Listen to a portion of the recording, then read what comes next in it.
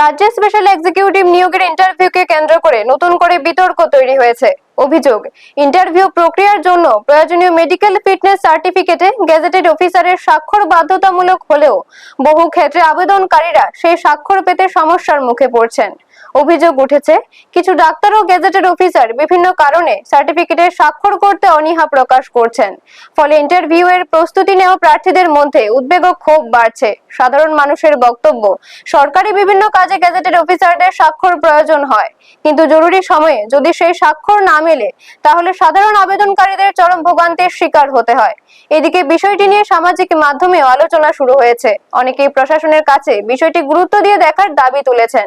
পাশাপাশি যারা এই ধরনের সমস্যার সম্মুখীন হচ্ছেন তাদের একযোগে বিষয়টি সংশ্লিষ্ট দপ্তরের নজরে আনার আহ্বান জানানো হয়েছে। সাধারণ মানুষের দাবি, নিয়োগ প্রক্রিয়াকে স্বচ্ছ ও সহজ করতে প্রশাসনের দ্রুত হস্তক্ষেপ প্রয়োজন, যাতে চাকরি প্রার্থীরা অযথা হয়রানির শিকার না হন।